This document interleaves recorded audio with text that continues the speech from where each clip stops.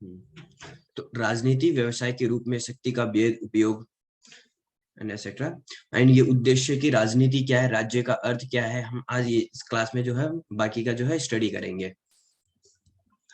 ये तो last class में आप परिचय पढ़ चुके हैं कि भाई जो है राजनीतिक शब्द जो है ये कहाँ से आया, ग्रीक शब्द, ग्रीक वर्ड से आया, जिसका अर्थ होता है कि भाई जो है मानव के बीच में समीकरण, शाब्दिक अर्थ जिसका शक्तिशाली घटक के सिद्धांत है। ये सब राजनीति के एक व्यापारिक गतिविधि के रूप में राजनीतिक को परिभाषित करना कठिन है। राजनीति का प्रकृति, राजनीतिक स्थिति। अब हम यहाँ से पढ़ेंगे राजनीति क्या है, ठीक है। अच्छा, आप लोग जो है ये राजनीति क्या है, आप इस संदर्भ में आप क्या समझते हैं कि ये राजनीति क्या लगता है आपको? ये राजनीति क्या है? तो राजनीति शब्द के अर्थ के बारे में कोई कुछ नहीं जानता है। कुछ लोगों को यह सवाल काफी सत्य भी लग सकता है। राजनीति वह है जो समाचार पत्रों में पढ़ा है या टेलीविजन पर देखा है। अच्छा, आपने जो है समाचार पत्रों में, न्यूज़पेपर में हेड आता है ना कि भाई न्यूज़पेपर में आपने पढ़ लिया, टेलीविजन में न्यूज में आपने देख लिया कि भाई जो है राजनीति क्या है, पर देखता है। यह राजनेताओं की ये राजनेताओं की गतिविधि से संबंधित है, विशेष रूप से राजनीतिक दलों में नेताओं से। राजनीति क्या है? अच्छा, आपके भी जो जितने भी नेताओं से रिलेटेड है, क्यों शुद्ध रूप से क्या ये गतिविधियां राजनीतिक है और क्या राजनीति की प्रकृति को परिभाषित करती है? यदि कोई राजनेता की गतिविधियों के संदर्भ में परिभाषा के साथ शुरू होता है, तो कोई यह कह सकता है कि राजनीति सत्ता के लिए अपने संघर्ष में नेताओं की प्रतिद्वंदिता पर ध्यान केंद्रित मारती है।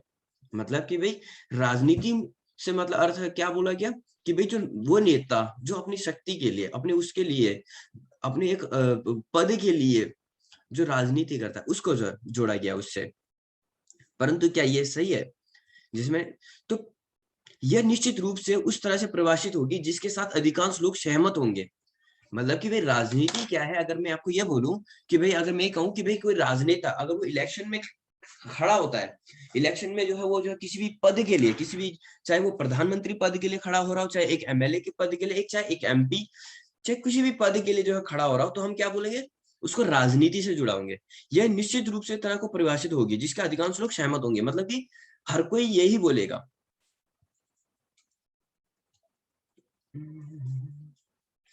लेकिन वह भी शायद इस बात पर सहमति होगी कि राजनीति अंतरराष्ट्रीय स्तर पर राज्यों के बीच संबंध को संदर्भित करती है। राजनीति शक्ति के बारे में और उसे कैसे वितरित किया जाता है इस बारे में। हालांकि शक्ति शून्य में तैरने वाली अमूर्त इकाई नहीं है। एक मिनट।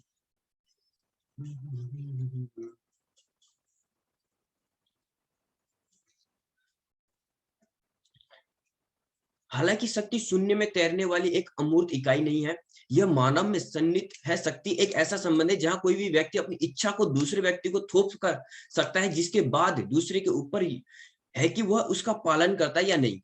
इसलिए नेतृत्व की विशेषता वाली स्थिति पैदा होती है। वर्चस्व और अधीनता का संबंध। मैक्स वेबर ने 1918 के अपने प्रसिद्ध व्याख्यान राजनीति एक व्यवसाय के रूप में जो को इस प्रस्ताव के साथ शुरू किया कि राजनीति अवधारणा अत्यंत व्यापकता आधारित थी और इसमें हर प्रकार का स्वतंत्र नेतृत्व शामिल था। किसी भी संदर्भ में इस तरह के काम में ऐसा नेतृत्व मौजूद हो तो समझना चाहिए कि राजनीति मौजूद है। मतलब कि भाई मैंने आपको लास्ट क्लास में मैंने जैसे बताया था कि भाई राजनीति क्या है। राजनीति सिर्फ वो नहीं है जो इलेक्शन में खड़े होते हैं। राजनीति का अर्थ होता है कि अपना आपका जो विचार है वो दूसरे के ऊपर थोपना, वो एक राजनीति है। अब वो आप किस तरीके से थोपते हैं, मैंने कल एग्जांपल दिया था कई सारे कि भाई जो है एक बच्चा जो अपने पेरेंट्स के सामने बहुत रोता है, किसके लिए? चॉकलेट के लिए। वो चॉकलेट के लिए वो रोना उसका राजनीति है। मतलब किस तरीके से राजनीति कर रहा है। आज के टाइम पे भी कोई कुछ भी कर रहा हो तो क्या बोलते हैं? राजनीति मत करो, राजनीति मत करो। मतलब कि अपने जो है वो करके राजनीति नहीं करना, ऐसा बोला जाता है। शामिल होगी शक्ति संबंध विद्यमान थे, अर्थात जहां लोग विवश थे या हावी थे या कोई तरह का या किसी अन्य के अधिकार के अधीन थे। इसमें उन स्थितियों को भी शामिल किया जाएगा जहां व्यक्तियों की व्यक्तिपरक इच्छा के बजाय संचारों या संस्थानों के एक समूह द्वारा लोगों को विवश विवश किया गया था।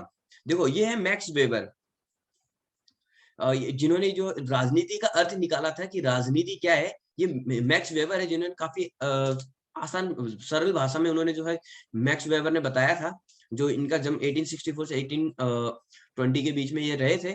तो इनका जो कुछ रिसर्च मेथोलॉजी थे कि इन्होंने social science and difference from the natural sciences पे लिखा, study human beings not objects, कि इन्होंने कहा कि भाई जो है जितना भी स्टडी करना चाहिए वो ह्यूमन बींग्स के ऊपर जो है स्टडी करना चाहिए, नॉट नॉट ऑब्जेक्ट्स।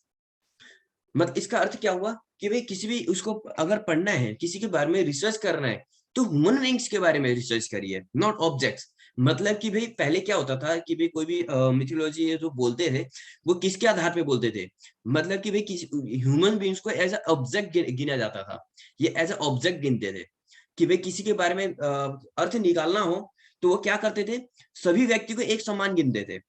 बट इन्होंने क्या बोला कि भाई सभी व्यक्ति को एक समान नहीं जोड़ना, पहले उनकी जो है बैकग्राउंड को देखते हुए उनके बीच में जो उनके बारे में वो करना, require their own methods and may be pressure with passion, ये सब उनके विचार थे।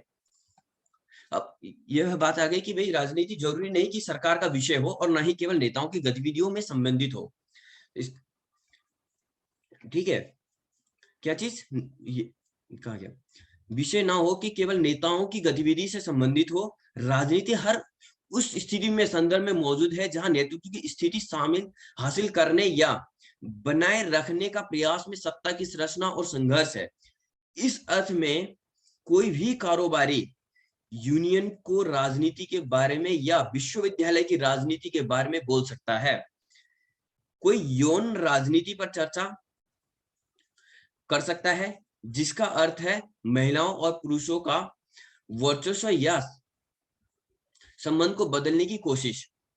ठीक है, वर्तमान में विभिन्न देशों में विभिन्न रंग या नस्ल के लोगों को की सत्य या इसके अभाव के संदर्भ में नस्ल भेद की राजनीति के बारे में बहुत विवाद है।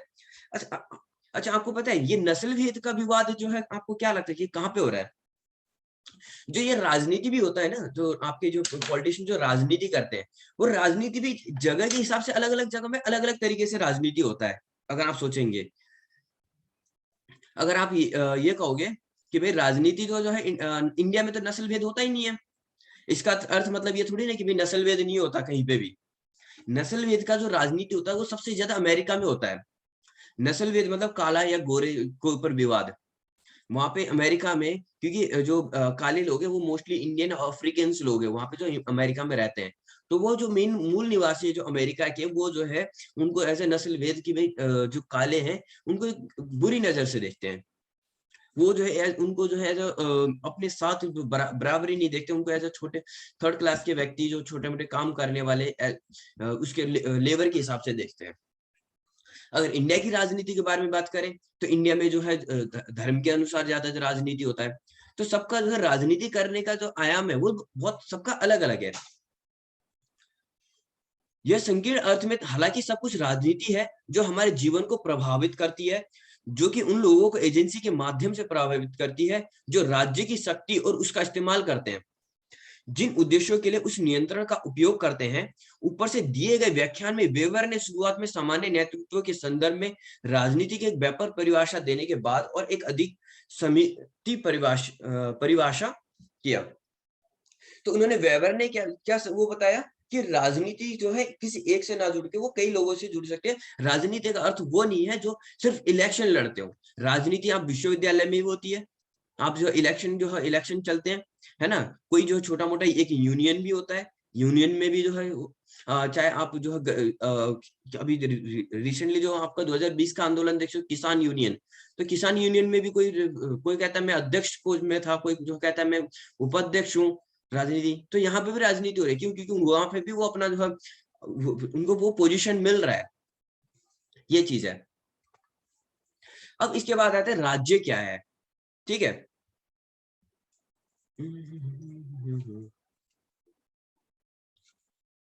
राज्य क्या है, एक नया मुद्दा आता है कि राज्य क्या है। अच्छा, आप राज्य क्या है इससे क्या समझते हैं?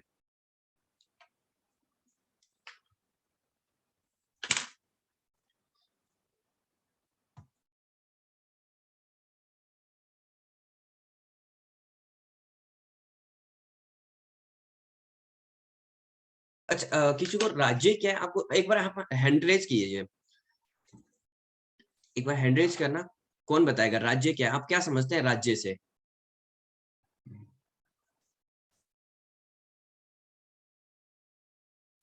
हाँ, राज्य क्या है आप हंड्रेड का?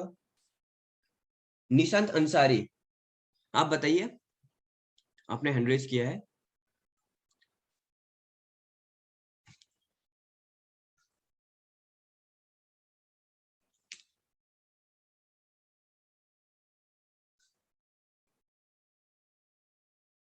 निशांत, आपको वॉइस आ रही है? ऑडिबल वॉइस आ रही है?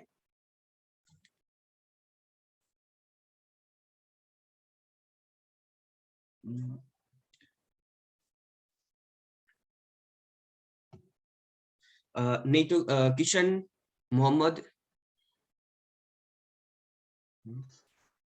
Hello, good afternoon sir. Good afternoon sir, राज्य क्या है? सर, राज्य हम फॉर एग्जांपल कह सकते हैं एट स्टेट जहाँ पे अलग अलग धर्म के लोग रहते हैं या अलग अलग जाति के लोग रहते हैं, बिल्कुल। वह अपना रहने का तरीका तथा अपने धर्म का प्रचार प्रसार कर सके। हाँ, ये तुमने जो है काफी हद तक सही बोला। तो बाकी और कोई जो बताना चाहता है कि राज्य क्या है, किसी और के मन में जो है विचार, अलग विचार हो? देवराज शर्मा।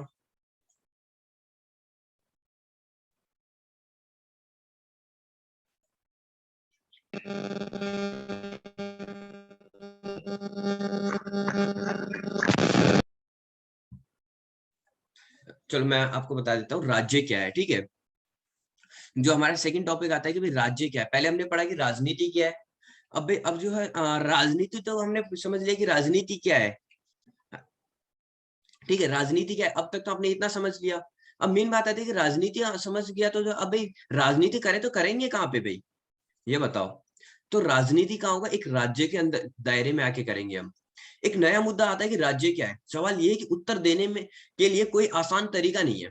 जैसे मैंने बोला, नहीं कोई सामान्य समझौता कि इसका उत्तर क्या होना चाहिए। भाई आज तक राज्य क्या है, कोई पूर्ण रूप से कोई बता नहीं पाया कि भाई राज्य है क्या। हर कोई अपना विचार प्रकट करता है।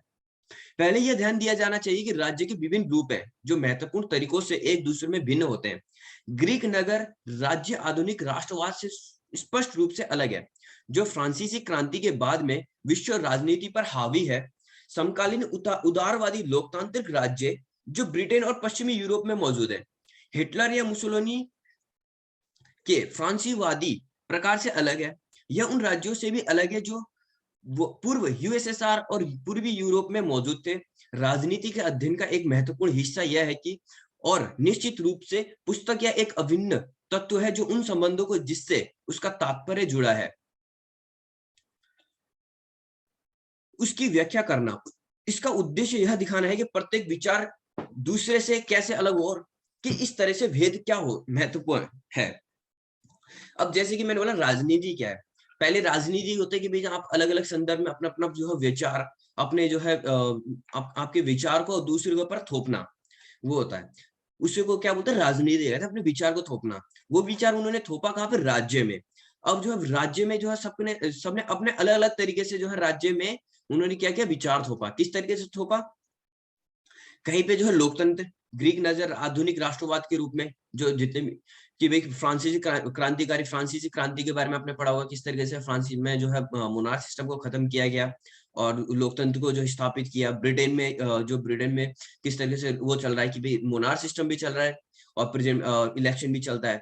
हिटलर जो कहता था वो बात अलग कहता था। मुसोलिनी के विचार अलग थे, विचारधारा। तो उन्होंने किस तरीके से अपने विचार को थोपा राज्य के बीच में, उसे जो है उससे हम इस बात से समझेंगे कि राज्य राजनीतिक संस्थान और सामाजिक संदर्भ की व्याख्या पर अंतर है। कि भाई राज्य वही है जहां पे कई सारे लोग, एक कई सारे धर्म के लोग मिलके जो एक जो है ग्रुप बनाते हैं, उसे जो है एक राज्य या फिर नगर कहा जाता है। राज्य किसको बोला जाता है? कि भाई एक ग्रुप मिलके वहां पे कई सारे समुदाय के लोग रह के उसको एक राज्य का जो है वो परिभाषित करते हैं। किस तरीके से परिभाषित करते हैं? कि भाई मान लो ये एक राज्य है, ठीक है। यहाँ पे अलग अलग धर्म के जो है लोग रह रहे हैं इस राज्य में। तो यहाँ पे एक बंदा आता है कि भाई जो है यहाँ पे एक बंदा आता है और अपनी जो है विचारधारा को सबको अपना वो करता है, तो इसने पूरे राज्य को अपना कंट्रोल कर लिया और अपना दायरा बढ़ाया। राज्य जहाँ पे कई सारे लोग अपने एक उसमें रहते हो। राज्य का कोई अपना जो पूर्ण रूप से जो कोई व्याख्या नहीं कर सकते कि राज्य अर्थ का अर्थ क्या है। हर जितने भी जो है फिलोसोफर हैं वो सब अपना विचारधारा अलग अलग ही बताएंगे। मैं आगे बताऊंगा कि वे किस फिलोसोफर ने किस तरीके से राज्य का अर्थ बताया। राज्य राजनीतिक संस्थान और सामाजिक संदर्भ की व्याख्या पर अंतर। अब राज्य में राजनीतिक संस्थान, राजनीतिक संस्थानों से आप क्या समझते हैं? राजनीतिक संस्थानों में का अर्थ होता है कि भाई जो राजनीतिक, जो लोकतंत्र के थ्रू आते हैं। किसके थ्रू आते हैं? लोकतंत्र के थ्रू। और जो सामाजिक संदर्भ है, जो समाज को बदलने के लिए एक यूनियन बनाते हैं। इन दोनों के अर्थ से जो है राज्य में अंतर है। राज्य अपने राजनीतिक संस्थानों के संदर्भ में भिन्न है, साथ ही सामाजिक परिस्थिति के संदर्भ में जिसके भीतर वे स्थित है और जिसे वे बनाए रखने की कोशिश करते हैं। इसलिए एक संसद और स्वतंत्र न्यायपालिका के रूप में जब प्रतिनिधि संस्थान उत्तरवादी लोकतांत्रिक राज्य का समर्थन करती है, तो नेता फांसीवादी राज्य को नियंत्रित करता है। सामाजिक संदर्भ में महत्वपूर्ण अंतर पश्चिमी और सोवियत प्रकार की प्रणाली के बीच है। अब तक पूर्व को एक समाज में अंतर्निहित किया गया है और पूंजीवादी अर्थव्यवस्था के सिद्धांतों के अनुसार आयोजित किया जाता है, जबकि बाद में मामले में उत्पादक समाज के संस्थानों को स्वामित्व और नियंत्रित राज्य द्वारा किया जाता है। अब राज्य को भी दो भागों में डिवाइड किया गया है। राज्य को दो भागों में डिवाइड करने का अर्थ मतलब क्या है? एक तो जो है आपने 11th-12th में पढ़ा होगा कि भाई एक पूंजीवाद और एक वो है साम्यवाद। एक बार रेज हैंड कीजिए, पूंजीवाद से आप क्या समझते हैं, साम्यवाद क्या है? कोई बताएगा पूंजीवाद और साम्यवाद के बारे में? आपने 11th-12th में आप इसने इस बारे में पढ़ाई की होगी कि भाई पूंजीवाद का जो है नेतृत्व कौन करता था और साम्यवाद का नेतृत्व कौन करता था। रेज हैंड कीजिए।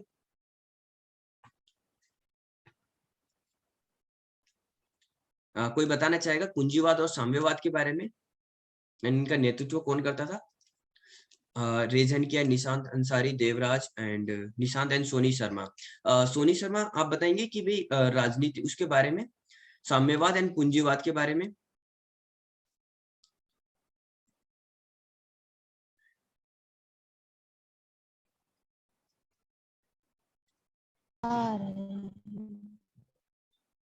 हाँ जी सोनी शर्मा बताइए।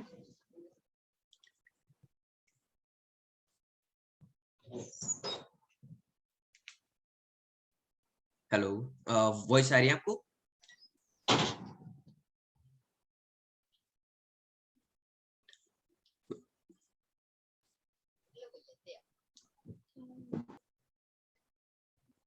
सोनी शर्मा के शिवम बताइए, नहीं तो के शिवम आप बताइए पूंजीवाद और साम्यवाद के बारे में, और ये कौन नेतृत्व करते थे? के शिवम। निशांत अंसारी आप बताइए, नहीं तो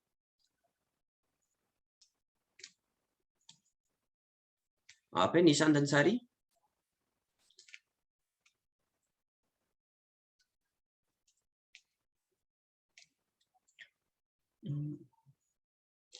आर यू ऑडिएबल निशांत? और कोई बताएगा कि भी जो है साम्यवाद और राजनीतिवाद, ये जो है साम्यवाद और पूंजीवाद के बारे में? निशांत के शिवम एक म्यूट खोल लीजिए, आपको बताइए क्या है, कौन बताएगा? जी सर, हाँ मैं के बताता हूँ शिवम। सर। हाँ जी के गुड शिवम बताइए। Afternoon sir. Good afternoon. Sir ये यूएसएसआर था ना, जो सोवियत संघ था, हाँ जी। तो ये साम्यवाद के जो थे ज्यादा समर्थन करता था, और जो अमेरिका था ना, जो यूएस से, वो हाँ पूंजीवाद का समर्थन करता था। हाँ, तो ये पूंजीवाद और ठीक है साम्यवाद क्या है, आप इसका जो है बताएंगे थोड़ा सा आपको? जी सर। साम्यवाद जैसे कि सर कई तरह से समझ सकते हैं। वो है ना, जैसे पूंजीवाद है सर, तो इसमें हाँ, ज्यादातर पैसे से रिलेटेड आता है, किस बिजनेस पे आता होता है? है जैसे, पैसे से रिलेटेड सर। हम्म। जी सर। और साम्यवाद? और साम्यवाद का सर थोड़ा डाउट है मुझे, तो इस वजह से कम बता पाऊंगा। नहीं सुनो, अब मैं बताता हूँ पूंजीवाद क्या है और साम्यवाद क्या है। आपने जैसे 11th-12th में पढ़ा होगा। दरअसल पूंजीवाद बात करता है प्राइवेट सेक्टर के बारे में। किसके बारे प्राइवेट सेक्टर के बारे में बात करता है। प्राइवेट सेक्टर होता है कि भाई जो आपके जितने भी काम काज करेगा ना एक राज्य के अंदर, अब भाई ये राज्य है, यहाँ पे एक राज्य है, ये राज्य है, अब यहाँ पे जो काम कर रहे हैं यहाँ पे जो लोग है ना, ये लोग है। अब ये बात करते हैं कि भाई पूंजीवाद वाले कहते हैं कि जो जितना भी काम है ना वो सब हम करेंगे, राज्य कुछ नहीं करेगा, राज्य के पास कुछ नहीं रहेगा, हम सारा काम हम करेंगे, राज्य को हम टैक्स के रूप में जो है पैसे देंगे। क्या करेंगे? टैक्स के रूप में पैसे देंगे। और वही चीज जो है साम्यवाद के अंदर क्या कहता है कि भाई ये सारा जितना भी काम है ना, ये जो है सारा जो है सरकार करेगी। आपने 11th-12th में पढ़ा होगा कि भाई रसिया में 1991 से पहले एक सुई से लेके एक जहाज तक, एक बड़े बड़े चीज तक जो है सारा गवर्नमेंट बनाती थी। लोगों के पास, लोग सिर्फ उसमें जाते थे, जॉब करते थे, वो ऐसा कुछ भी नहीं बनाते थे। मतलब लोग जो है प्राइवेट सिस्टम था ही नहीं, जितना कुछ होता था, स्कूल है सरकारी है, हॉस्पिटल है सरकारी है, जितनी भी चीजें सब सरकारी होंगी, प्राइवेट कुछ भी नहीं होंगे। लेकिन वही चीज अमेरिका में क्या होता था, सरकारी एक भी चीज नहीं होता था, सब कुछ क्या होता था, प्राइवेट होता था। तो अमेरिका वो रिप्रेजेंट करता है प्राइवेट सेक्टर को, और जो है यूएसएसआर था वो नेतृत्व करता था सरकारी सिस्टम को, गवर्नमेंट सिस्टम को। तो इसी चीज को जो है मतभेद को जो है लेकर जो है शीत युद्ध का जो है दौर चला। शीत युद्ध का दौर कब से कब तक चला? 1945 से लेके 1991 तक शीत युद्ध का दौर चला। जब यूएसएसआर का जो है विघटन हो गया, 15 देश में डिवाइडेड हो गया, तो उसके बाद शीत युद्ध खत्म हो गया। उसके बाद डोमिनेट कौन हो गया? ऑटोमेटिकली अमेरिका हो गया। तो यही कह रहा है कि भाई जो है सोवियत प्रकार की प्रणाली के बीच में पूर्व और एक समाज अंतर किया गया है, जो कि पूंजीवाद अर्थव्यवस्था के सिद्धांत के अनुसार आयोजित किया जाता है, जबकि बाद में मामले में उत्पादक समाज के संस्थानों को स्वामित्व नियंत्रण राज्य द्वारा किया जाता है। मतलब कि भाई जो काम तो सब कर रहे हैं, लेकिन पूंजीवाद की तरफ से जो है कह रहे हैं कि भाई जो पूंजीवाद जो है उनको सैलरी के रूप में देंगे। अब यहाँ पे जो है डिफरेंट कंट्रीज के जो है मानव वो है, इंडिया के जो प्रधानमंत्री हुए श्री नरेंद्र मोदी जी, रशिया के पुतिन हो गए, एंड अमेरिका के जो है बाइडेन हो गए, चाइना से जो है शी जिनपिंग, नॉर्थ कोरिया से तानाशाही के रूप में गिना जाता है किनको? Kim Jong Un. एंड इनको तो अभी प्रेजेंट में जो है चल रहा है ये जेलेंस्की। ये जो है जेलेंस्की जो है पहले क्या थे? एक कॉमेडियन थे। ये पहले कॉमेडी करते थे, अचानक से प्रेसिडेंट बन गए यूक्रेन के। आज आप हालत देख ही रहे होंगे यूक्रेन के, क्या सिचुएशन चल रहा है यूक्रेन के अंदर।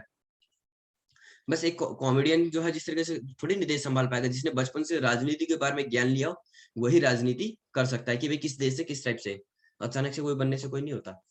वो छोड़ो, खैर वो तो मजाक था। इसलिए प्रत्येक मामले में राज्य की संरचना अलग ढंग से की गई है।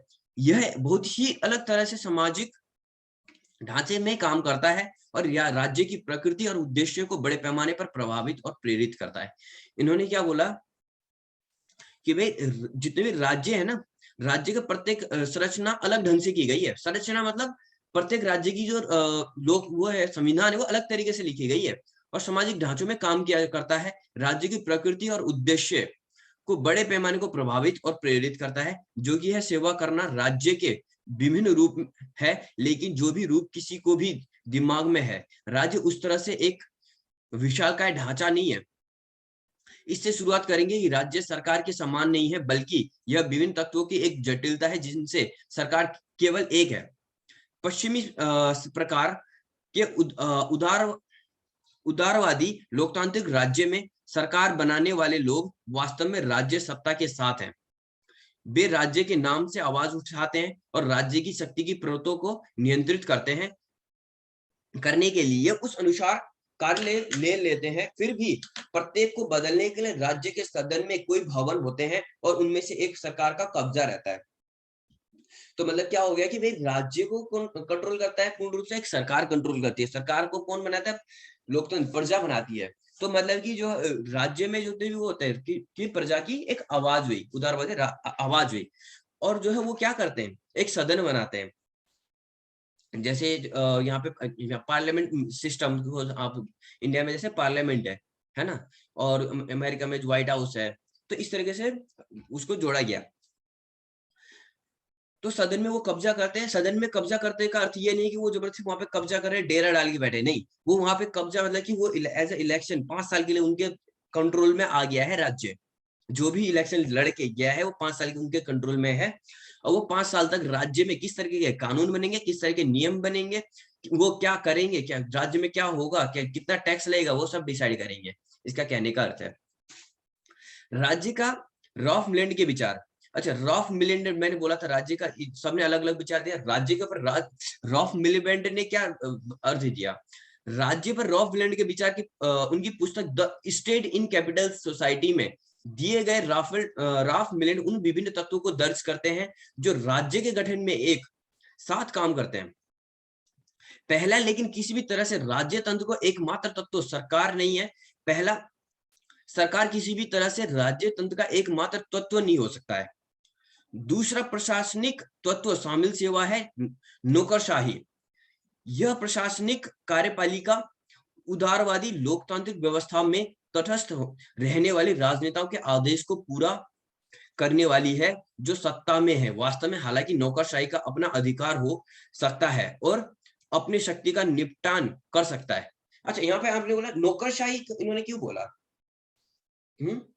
एक होता है राजशाही, एक होता है नौकरशाही। राजशाही तो वो हुआ मोनार्क सिस्टम की भाई वहां पे एक राजा है, वो राजा ही डिसाइड करेगा कि कौन क्या बनेगा, कौन क्या करेगा। परंतु नौकरशाही में क्या हो गया कि जो नेता हैं, नेता को एक नौकर के रूप में रिप्रेजेंट किया। किन्होंने? रॉफ मिलिबेंड ने। आप जो है रॉफ मिलिबेंड का नाम अच्छे से याद कर लीजिए, ये बहुत इंपॉर्टेंट है। अगर राज्य के बारे में अगर आता है तो रॉफ मिलिबेंड के विचार जो है लिखना अति आवश्यक है। इनका तीसरा मिलिबेंड की सूची में सैन्य और पुलिस राज्य आदेश अनुक्षण का दमनकारी शस्त्र आते हैं। चौथा, न्यायपालिका भी संवैधानिक प्रणाली में न्यायपालिका को सरकारी शक्ति के धारकों को से स्वतंत्र माना जाता है। यह उन 5 जांच के रूप में कार्य कर सकता है। 5वां, उप केंद्रीय या स्थानीय। इन्होंने जो है राज्य को कई भागों में डिवाइडेड कर दिया। इन्होंने राज्य को क्या किया? न्यायपालिका के रूप में, सरकार के रूप में, और इन्होंने जो है सुरक्षा कर्मी कि पुलिस राज्य का आदेश कि भाई जैसे क्या हो गया सैन्य और पुलिस, इनको जो है न्यायपालिका में इन सबको एक लिमिट में कंट्रोल में इनकी जो पावर्स है वो डिवाइडेड कर दी। क्या चीज? मेन पावर्स को डिवाइडेड कर रहा। सरकार की इकाइयां कुछ संघीय प्रणालियों में इन इकाइयों को केंद्र सरकार से काफी स्वतंत्र प्राप्त होती है जो शक्ति के अपने क्षेत्र को नियंत्रित करती है, जहां सरकार संवैधानिक रूप से हस्तक्षेप करने से वंचित है। कि भाई अब सरकार ने जो राज्य है, राज्य को कौन कंट्रोल करता है? संविधान। संविधान में कई लोग होते हैं, संविधान में जो है सबका जो है पावर जो है डिवाइडेड कर दिया गया। आपको मैं फर्स्ट ऑफ ऑल उदाहरण के रूप में दूं, आपने 12th में पढ़ा होगा इसके बारे में कि भाई जो है इंडिया की जो पावर्स है वो सबको जो है अलग अलग भागों में डिवाइडेड किया गया है। अच्छा, क्या प्रधानमंत्री एक सैन्य को कंट्रोल कर सकता है क्या? आपको क्या लगता है? कोई बताएगा? कोई इंडिया का प्रधानमंत्री सैन्य को कंट्रोल कर सकता है? हाँ, कौन बताएगा? निशांत अंसारी या कोमल प्रजापति? म्यूट खोलिए कोई एक। जी, कोमल बताइए। निशांत, आयूब अहमद, किशन कुमार। हाँ, निशांत बताइए। जी सर। हाँ, मैं ये बोला हूँ कि आप बताइए कि भाई जो है प्रधानमंत्री, भारत के प्रधानमंत्री क्या सैन्य को कंट्रोल कर सकते हैं क्या? आपको विचार में क्या लगता है? क्या कर सकते हैं? कंट्रोल मतलब कि भाई जो प्रधानमंत्री कहेगा वो जो है जो सैन्य है वो वही करेगा, कार्य करेगा। क्या वो जो अपने अनुसार जो है सैनिक को अपने कंट्रोल में ला सकता है? जो वो बोलेगा वही करेंगे क्या प्रधानमंत्री? क्या ऐसा है? नहीं सर, ऐसा तो नहीं है। तो क्या है मतलब सैन्य को कंट्रोल कौन कर सकता है? सैन्य को जितने भी ऑर्डर पास करता है कौन करता है आपके अनुसार? आपको क्या लगता है कौन ऑर्डर पास करता है सैन्य को? प्रधानमंत्री करते हैं। नहीं, आपको हिसाब से प्रधानमंत्री वो करता है, ऑर्डर पास करता है। कोई और बताएगा कि कौन ऑर्डर पास करता है सैन्य को? हाँ जी, बताइए। सर मैं बताऊं? हाँ, बताओ। सर प्रधानमंत्री सर नहीं कर सकते डायरेक्टली, वो इनडायरेक्टली करवाते हैं राष्ट्रपति के थ्रू। नहीं, जिसके प्रधानमंत्री लिए सर कानून बने, जिसके लिए सर कानून बने हुए हैं, कार्यपालिका, विधायिका और न्यायपालिका सर। तो मतलब कि आपको आपके अनुसार प्रधानमंत्री कहेगा राष्ट्रपति को?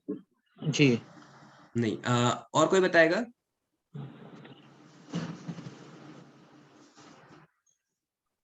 सोना आपने हैंड रेज किया है। प्रीति, और कोई बताएगा?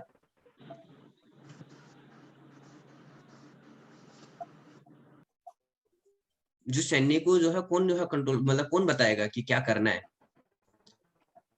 कि उनका ऑर्डर पास कौन करेगा?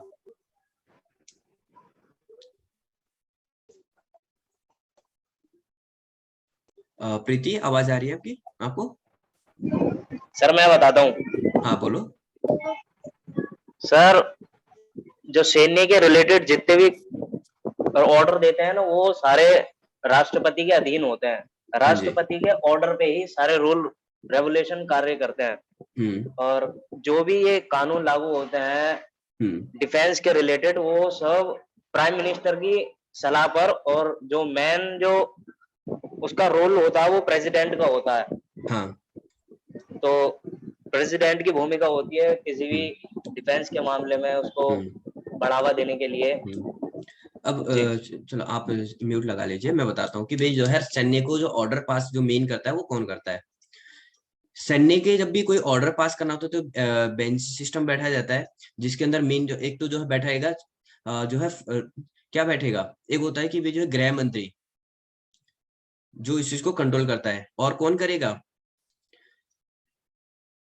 और एक वो करेगा क्या बोलते हैं उसको, एक तो प्रधान राष्ट्रपति तो आपने बता ही दिया, एक तो राष्ट्रपति को जो है डायरेक्टली राष्ट्रपति जो अपनी जो नहीं बोलेगा, तीनों सेनाओं के अध्यक्ष है वो राष्ट्रपति है, राष्ट्रपति के कहने पर तो वो काम होगा, बट मेनली जो है एक तो काम करेगा केंद्रीय मंत्री और दूसरा है डिफेंस मिनिस्टर, यही दो काम करवाएंगे, जो भी काम करवाना है डिफेंस मिनिस्टर एंड केंद्रीय मंत्री। प्रधानमंत्री का ज्यादा रोल नहीं होता उसके अंदर, प्रधानमंत्री जो है सिर्फ, हाँ प्रधानमंत्री ये होता है कि कैबिनेट के अंदर पहले मीटिंग की जाती है कि भाई क्या करना है। 1971 के वॉर में क्या किया गया था, पहले जो है कैबिनेट मंत्रियों की मीटिंग बिठाई गई, उसके बाद जो है उसका जो है वॉर के बारे में सारा जो है सैन्य जो है किसको बताएगा, वो सारा बताएगा डिफेंस मिनिस्टर को, सारा जो है बताएगा, और डिफेंस मिनिस्टर ही सब कुछ उसके बारे में बात करेगा। अब एक प्रधानमंत्री भी वो पूरे देश को कंट्रोल करेगा या फिर एक छोटा सैन्य संगठन को देखने जाएगा, क्योंकि प्रधानमंत्री कंट्रोल में और भी चीजें हैं, तो इसलिए वो डिफेंस को डायरेक्टली नहीं देखेगा। ठीक है, सब कौन देखेगा, डिफेंस मिनिस्टर देखेगा। इसलिए भारत की शक्तियों को भी डिवाइडेड किया गया है कि भाई डिफेंस मिनिस्टर कौन किसको देखेगा, सैन्य को देखेगा, और गृह मंत्री देखेगा राज्य के अंदर क्या चल रहा है, देश के अंदर क्या चल रहा है, कौन देखेगा, गृह मंत्री। प्रेजेंट में गृह मंत्री कौन है, अमित शाह है। डिफेंस मिनिस्टर कौन है, राजनाथ सिंह। तो इस टाइप से सभी अलग अलग अपने जो है पावर को देखेंगे, डिवाइड करेंगे। इसके अंदर प्रधानमंत्री का इतना ज्यादा रोल नहीं होता, और राष्ट्रपति का तो रोल ही नहीं होता। राष्ट्रपति का इंडिया के अंदर रोल को इस हिसाब से समझ लीजिए, राष्ट्रपति कब कब सामने आता है, जब भी जो है प्रधानमंत्री के इलेक्शन हो, ठीक है, प्रधानमंत्री का जब तक इलेक्शन चल रहा होता है, केंद्र के इलेक्शन चल रहा होता है, तो उस टाइम पे जो है सारा कंट्रोल किसके पास चला जाता है, राष्ट्रपति के पास चले जाता है। जितना भी पावर है, जितना भी प्रधानमंत्री का पावर है, ऑटोमेटिक राष्ट्रपति के पास ट्रांसफर चले जाता है। और जैसे ही प्रधानमंत्री अपना जो है इलेक्शन में खड़ा हो जाता है, वापस आ जाता है, तो उसके बाद राष्ट्रपति की काम होता है सिर्फ जो है विधायिका में जो है जितने भी कानून पास किए गए, बस वहां पे बैठ के साइन करना, और कुछ नहीं करना है राष्ट्रपति को। मेन चीज बस आप ये समझ लीजिए, राष्ट्रपति जो है एक भारत का जो है एक टाइप का राजा है, बट वो राजा को बार बार चेंज किया जाता है। बाकी सैन्य का तीनों, और सैन्य का जो प्रमुख जो है राष्ट्रपति को इसलिए बनाया गया है कि प्रधानमंत्री अपने तरीके से कंट्रोल ना कर दे, कि भाई राज्य को तीन भाग है उसका डिवाइड किया गया है। तो पाकिस्तान में क्या हुआ था, पाकिस्तान में जो है सरकार को जो है सैन्य को जो है ठीक तरीके से कंट्रोल ही नहीं किया गया था। सैन्य के पास पावर इतना था कि वो जो है तख्ता पलट कर सकते हैं भाई, लेकिन इंडिया में जो है तख्ता पलट करना आसान है क्या, नहीं है। क्यों, क्योंकि भाई जो है वायुसेना अलग है, वायुसेना अलग है, थल सेना का अलग है, और तीसरा कौन है, वायुसेना, जल सेना और स्थल सेना। ये तीनों को कंट्रोल करने वाले कौन है, राष्ट्रपति है। ये सारे अपने भी ये नहीं कहेगा कि भाई राष्ट्रपति स्थल सेना वायुसेना का प्रेसिडेंट नहीं है, वो नहीं है, बट पाकिस्तान में क्या है, वायुसेना, स्थल सेना, और ये सबके, ये तीनों सबके जो है नेता है, ये टॉप के जो लीडर है वो एक ही बंदा है, और वो भी सेना का ही मेंबर है। तो वो तो ऑफकोर्स चाहेगा कि भाई सारा कंट्रोल मेरे हाथ में आए, लेकिन उसको कंट्रोल किसको दिया गया, राष्ट्रपति को। अब वो छोटे गठन में एक, इसको मिटा दो, एकमात्र सरकार नहीं है। पहला सरकार किसी भी तरह से राज्य तंत्र को एकमात्र तत्व नहीं हो सकता कि दूसरा प्रशासनिक तत्व सिविल सेवा और नौकरशाही है। यह प्रशासनिक कार्यपालिका उदारवादी लोकतांत्रिक तटस्थ रहने वाली राजनेताओं के आदेशों को पूरा करने वाली जो सत्ता है वास्तव में, हालांकि नौकरशाही का अपना अधिकार हो सकता है और शक्ति निपटान कर सकता है। तीसरा मिलिटेंट की सूची में सैन्य और पुलिस राज्य आदेश अनुसरण दमनकारी शस्त्र आते हैं। चौथा न्यायपालिका, किसी भी संवैधानिक प्रणाली में न्यायपालिका को सरकारी शक्ति के धारकों में स्वतंत्र माना जाता है। यह उन पर 5 के रूप में कार्य कर सकता है। 5वां उपकेंद्र या स्थानीय सरकार की इकाइयां हैं। कुछ संघीय प्रणालियों में इन इकाइयों को केंद्र सरकार की काफी स्वतंत्रता प्राप्त होती है जो शक्ति के अपने क्षेत्र को नियंत्रित करती है। जहां सरकार संवैधानिक रूप से हस्तक्षेप करने से वंचित है, केंद्र और स्थानीय सरकार के बीच संबंध पर महत्वपूर्ण राजनीतिक मुद्दा बन सकता है, जैसा कि ग्रेटर लंदन काउंसिल और महानगरीय काउंटियों के उन्मूलन, स्थानीय सरकार को वित्त पोषण के बारे में तर्क दर कैंपिंग और आदि पर हाल की ब्रिटिश राजनीति के विवाद में देखा जा सकता है। छठी और अंत में कोई भी प्रतिनिधि संविधान सभाओं और ब्रिटिश प्रणाली में संसद को एक सूची में जोड़ सकता है। राजनीतिक दलों का भी उल्लेख किया जा सकता है, हालांकि वे सामान्य रूप में से राज्य तंत्र का हिस्सा नहीं है, कम से कम उदार लोकतंत्र में नहीं। वे प्रतिनिधि सभा में अपनी स्पष्ट भूमिका निभाते हैं और यह वहां की कम से कम आंशिक रूप से सरकार और विपक्ष के बीच में प्रतिस्पर्धी लड़ाई को बढ़ाया जाता है। तो मेन चीज क्या हो गया कि लोकतंत्र के अंदर जो है राज्य तंत्र किसको माना जाए? लोकतंत्र, जहां पे लोकतंत्र हो। लोकतंत्र में क्या होता है कि भाई जो है पक्ष और विपक्ष दोनों आपस में अपने विचार प्रकट कर रहे हैं कि वे राज्य में क्या नियम का वो होंगे, वो सब पक्ष और विपक्ष वाले ही डिसाइड करेंगे। कानून कौन लेके आएगा? पक्ष वाले लेके आएंगे, विपक्ष वाले उसका डिफेंस करेंगे कि भाई ये कानून में ये चीज होना चाहिए, ये चीज होना चाहिए, अगर ये जो है ठीक नहीं है तो उसके विद्रोह करे और उसका जो है उस कानून को लागू होने नहीं देना, ये रहता है। और ये थोड़ा जो है ग्रेट लंदन काउंसिल को इसलिए जोड़ा गया क्योंकि अभी भी जो है लंदन में ब्रिटेन में आज भी राजशाही और जो है लोकतंत्र दोनों है। राजशाही है परंतु लोकतंत्र है। वहां पे इंडिया में जैसे प्रेसिडेंट सिस्टम है, वहां पे प्रेसिडेंट नहीं है, वहां पे क्वीन है। जितने भी काम देखेंगे कि भाई कानून पास हो गया तो उसमें साइन करने का काम कौन करेगा? क्वीन करेंगे। बाकी वहां पे जितना भी काम करेगा वो प्रधानमंत्री करेगा। ठीक है। अब होता है राज्य के विभिन्न रूप। अब राज्य के रूप क्या है? आधुनिक राज्य की पहचान राष्ट्र राज्य के रूप में की जाती है। राज्य का अस्तित्व एक ऐतिहासिक प्रक्रिया के माध्यम से अपने वर्तमान स्वरूप में आया है जो हजारों वर्षों से फैला हुआ है। यह धर्म, राजसत्ता, युद्ध, संपत्ति, राजनीतिक चेतना, तकनीकी विकास जैसे विभिन्न राज्यों का परस्पर संबंध है। राज्य के ऐतिहासिक विकास की प्रक्रिया में निम्नलिखित रूप से आदिवासी राज्य, प्राज्य राज्य, साम्राज्य, ग्रीक शहर राज्य, रोमन विश्व साम्राज्य, समांती राज्य और आधुनिक राष्ट्र राज्य समित राष्ट्र की संधि के बाद 1648 में हस्ताक्षर किए जाने के बाद आधुनिक राष्ट्र राज्य का उदय हुआ। इसने एक क्षेत्रीय राज्य को उभरने के लिए प्रेरित किया। और राज्य से मतलब यहाँ पे क्या हुआ? लोकतंत्र को गिना गया। पहला लोकतंत्र देश कौन सा बना था? 1648 में पहला लोकतंत्र देश बना था।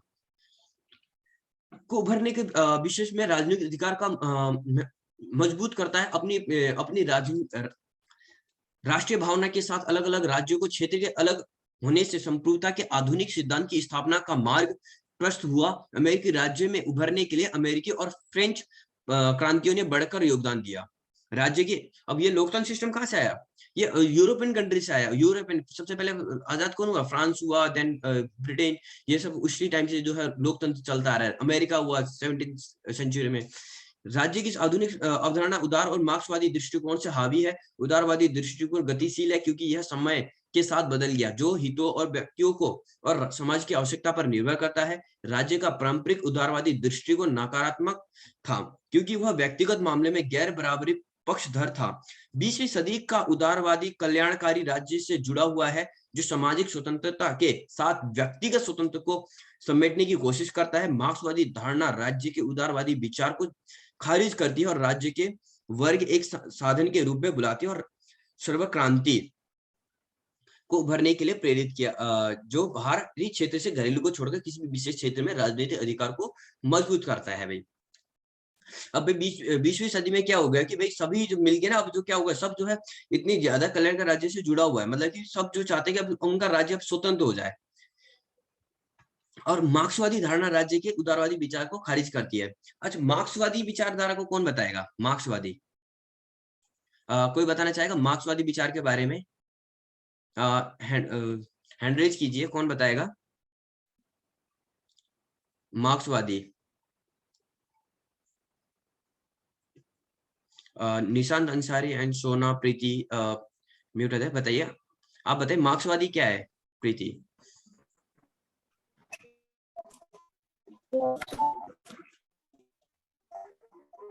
हाँ जी, गुड आफ्टरनून सर। धारणा जो है वो आपको मतलब प्राथमिकता देती है, इसमें वर्ग होते हैं, और वो जो दूसरी उदारवादी वो राज देती है राजनीतिक व्यवस्था को। नहीं, एक मिनट, आपको थोड़ा माइक को थोड़ा पास करिए, आप क्या बोल रहे हो, आवाज समझ आपका क्लियर नहीं आ रही, और थोड़ा ऊंचा बोलिए, लाउड। हेलो, हाँ अब बोलिए। सर जी हम कह रहे हैं मार्क्सवादी अवधारणा जो है ना वो वर्ग से संबंधित है। हाँ जी। और उदारवादी वो जो है अवधारणा वो राज्य से राजनीतिक व्यवस्था को प्राथमिकता देती है। नहीं, मार्क्सवादी क्या कह रहा है? मार्क्सवादी राज्य किस तरीके से होना चाहिए, मैं ये पूछ रहा हूँ।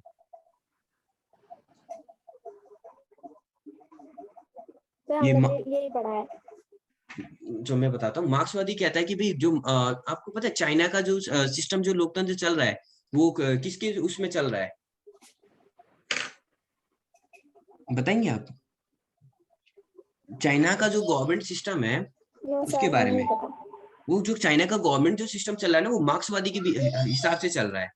चाइना में लोकतंत्र नहीं है, वहां का मतलब लोकतंत्र है, बट वहां पे क्या होता है कि जैसे हर कंट्री में किसी कोई कहता है कि एक बोलते हैं कि इलेक्शन में जो खड़े होने के लिए ना 1 party system, 2 party system, 3 party system and 4 party system, इस टाइप से बने हुए हैं। पार्टी सिस्टम मतलब कि क्या है, इंडिया में लिमिट नहीं है पार्टियों की। हर कोई बंदा एक कैंडिडेट कहता है कि नहीं मैं भी पार्टी बनाऊंगा, मैं भी इलेक्शन लड़ूंगा, ये बताया कि नहीं मैं भी पार्टी बनाऊंगा, मैं भी इलेक्शन लड़ूंगा, ये कहता है नहीं मैं भी पार्टी बनाऊंगा, मैं भी इलेक्शन लड़ूंगा। बट मार्क्सवादी कहता है कि भाई नहीं, ये सब ना पार्टी सिस्टम, ये सब इलेक्शन हर कोई लड़ना चाहेगा तो नहीं होगा, क्योंकि हर कोई इसके बाद इसमें क्या बढ़ जाएगा, कंपटीशन बढ़ जाएगा भाई। उसके लिए जो है लोग जो है अपना सिर्फ अपना वो विचार सोचेंगे, कोई काम करने के लिए नहीं आएगा। उन्होंने कहा कि मार्क्सवादी ने कहा कि भाई पार्टी एक ही होगा, लेकिन वो पूरा पार्टी मिलकर डिसाइड करेगा कि प्रधानमंत्री या राष्ट्रपति कौन बनेगा, वही डिसाइड करेगा सब कुछ, जो कि चाइना में होता है। चाइना में एक ही पार्टी है, द रिपब्लिकन करके चाइना का जो पार्टी है वही डिसाइड करता है कि चाइना में नेक्स्ट राष्ट्रपति कौन बनेगा, किसको क्या वो जो है पद देना है, वो राष्ट्रपति वहीं के लोग पार्टी डिसाइड करेगी। पार्टी के अंदर ही इलेक्शन होता है, ऐसा नहीं कि नहीं पार्टी के अंदर ही इलेक्शन होता है, बट पब्लिक जो है डायरेक्टली जो है उसमें वोट नहीं करती है। तो मार्क्सवादी ने कहा, उनका धारणा अलग था कि उन्होंने कहा कि भाई जो लोकतंत्र को अगर हम इतनी तरीके से वो कर दिया जाए तो भाई वहां पे जो है उसको जो है बढ़ावा नहीं मिल पाएगा, कि भाई हर कोई इलेक्शन लड़ेगा, वो अपनी सिर्फ फायदे के लिए आएगा। तो इसलिए जो है एक पार्टी सिस्टम होना चाहिए, वो वही डिसाइड करे कि कौन अगला प्रेसिडेंट कौन बनेगा। ऐसा नहीं कि हम हर बार उसी को बनाए, बस उसको चेंजेस करते रहना चाहिए। को उभरने के लिए प्रेरित किया, बाहरी क्षेत्र को घरेलू को छोड़कर किसी विशेष क्षेत्र में राजनीतिक अधिकार को मजबूत करता है। अपनी अपनी राष्ट्रीय भावना के साथ अलग अलग राज्यों में क्षेत्र के अलग अलग होने से संपूर्णता की आधुनिक सिद्धांत की स्थापना का मार्ग प्रस्तुत हुआ। अमेरिकी राज्यों में उभरने के लिए अमेरिकी और फ्रेंच क्रांतियों ने बढ़कर योगदान दिया। जो उसका मार्क्सवादी सिस्टम था वो कौन था, वहीं पे जो है चाइना से शुरुआत हुआ था, जो कम्युनिस्ट सिस्टम। राज्य की आधुनिक अवधारणा उदार और मार्क्सवादी दृष्टिकोण से हावी है। उदारवादी दृष्टिकोण गतिशील है क्योंकि यह समय के साथ बदल गया है, जो हितों और व्यक्तियों और समाज की आवश्यकता पर निर्भर करता है। राज्य का पारंपरिक उदारवादी दृष्टिकोण नकारात्मक था क्योंकि यह व्यक्तिगत मामले में गैर बराबरी का पक्षधार था। अब इन्होंने क्या बोला, मार्क्सवादी सिर्फ राज्य के बारे में बात कर रहा है, व्यक्तिगत के रूप में बात नहीं करता था ऐसा भाई, इसलिए जो है उसको जो है उन्होंने कहा कि गैर बराबरी का पक्षधर था। अब भाई मार्क्सवादी मतलब कम्युनिस्ट सिस्टम। कम्युनिस्ट कहता है कि भाई आप जो है किसी भी आपको धर्म को वो ज्यादा फॉलो नहीं कर सकते, ज्यादा आप अपने किसी भी सेकुलर सिस्टम को नहीं कह सकते कि आप जो है बढ़ चढ़ के अपने किसी भी धर्म का वो प्रसार कर रहे हैं, वो कर रहे हैं, एडवर्टाइज कर रहे हैं, ऐसा नहीं कर सकते। वहां पे से उदारवाद कल्याणकारी राज्य से जुड़ा हुआ है जो सामाजिक स्वतंत्र के साथ व्यक्तिगत स्वतंत्र को समेटने की कोशिश करता है। अब भी उदारवाद में क्या होता है कि भाई आप जो है व्यक्तिगत आप जो कुछ भी कर सकते हैं ना, वो राज्य आपको कुछ नहीं बोलेगा, लेकिन मार्क्सवादी धारणा राज्य उदारवादी विचार को खारिज करती है, राज्य को वर्ग का एक साधन के रूप में बुलाती है और सर्वहा क्रांति उदारवादी कल्याणकारी राज्य से जुड़ा हुआ है। उदारवादी उन्होंने मार्क्सवाद में क्या बोला गया कि भाई राज्य ही सब कुछ है, राज्य है तो हम है, लेकिन जो है लोकतंत्र में क्या कहता है, हम है तो राज्य है। ये चीज जो है अवधारणा बदली हुई है। मार्क्सवादी धारणा राज्य के उदारवादी विचार को खारिज करती है, राज्य के वर्ग एक साधन के रूप में बुलाती है।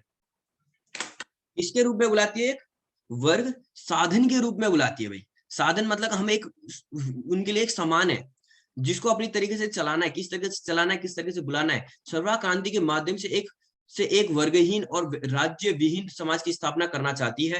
हालांकि रूस में रूसी क्रांतियों के बाद ऐसा नहीं हुआ और एक वर्गहीन और राज्य विहीन समाज के बजाय हमने सत्ता को सोवियत समय के दौरान कुछ लोगों को हाथों से केंद्रित होते देखा है। राज्य पर नारीवादी दृष्टिकोण के मुख्य रूप से दो कोणों से देखा जा सकता है। उदार और कट्टरपंथी उदारवादी नारीवादियों का कहना है कि राज्य संसद में महिलाओं के लिए सीटें बढ़ाने और महिलाओं के लिए कल्याणकारी योजनाओं का विस्तार करने आदि जैसे कदम उठाकर पुरुषों और महिलाओं के बीच समानता लाने की भूमिका निभा सकते हैं। अब उन्होंने कहा कि भाई नारीवादी के भी बढ़ावा देना चाहिए भाई, कि भाई सत्ता में जो है महिलाओं के लिए भी सीट बढ़ाना चाहिए ताकि वो महिलाओं को भी आगे बढ़े चढ़े। अब सबका जो विचारधारा अलग अलग है। अभी हम पढ़ रहे थे नारीवाद भी आ गया। अब सोवियत सत्ता आपने पढ़ा होगा, सोवियत में जो है पहले क्या था, साम्यवाद था सब कुछ। तो बाद में 1991 के विघटन के बाद क्या हो गया, अब वहां पे भी थोड़ा बहुत पूंजीवाद का शुरुआत हो गया, प्राइवेट सेक्टर को बढ़ावा मिला। अब महिलाओं को भी भूमिका वो होता है। अच्छा आपको पता है अमेरिका को जो है इलेक्शन इतना टाइम हो गया, इलेक्शन अमेरिका ने वहां पे इलेक्शन सिस्टम 18वीं सदी में जो है स्टार्ट हो गया था, बट महिलाओं को वोट देने का अधिकार 1964 में जाके मिला। सोच सकते हो महिलाओं को तक वहां पे जो है वो नहीं मिला था। और इंडिया में जो है महिलाओं को वोट देने का अधिकार कब मिला था?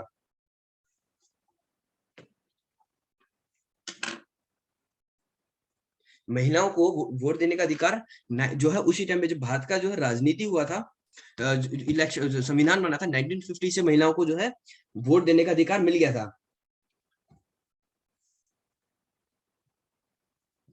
ठीक है, अब ये यहाँ पे हमारा खत्म है। राजनीति शब्द से क्या आप समझते हैं, और राज्य पर राफेल मिल्ड के विचार का वर्णन करें। यही दो जो है मेन इंपॉर्टेंट क्वेश्चन है। आप ये क्वेश्चन का जो है रिवाइज कर लीजिए। अब हम नेक्स्ट क्लास में मिलते हैं। Thank you for enjoying today's class and ठीक है, अब हम नेक्स्ट क्लास में मिलते हैं। आप जो है इसके ऊपर थोड़ा होमवर्क कर लीजिएगा। राजनीतिक शब्द से आप क्या समझते हैं, मैं कल क्लास में नेक्स्ट क्लास लूंगा तो इसके बारे में थोड़ा सा जो है इसके बारे में डिटेल में पूछूंगा। एंड राज्य पर राफेल मिलीबैंड के विचार का वर्णन करें। मैंने बोला था कि राफ मिलीबैंड ये जो है मेन सबसे बड़ा थोड़ा इंपॉर्टेंट क्वेश्चन बनता है। इसका आपको जो है याद करना बहुत जरूरी है। जब भी राज्य का क्वेश्चन कोई कुछ भी आए तो राफेल मिलीबैंड के इनके प्रभाव के बारे में इन्होंने क्या बताया था, इसके बारे में जानना अधिक आवश्यक है। तो मिलते हैं अगले नेक्स्ट क्लास में। और किसी को कुछ डाउट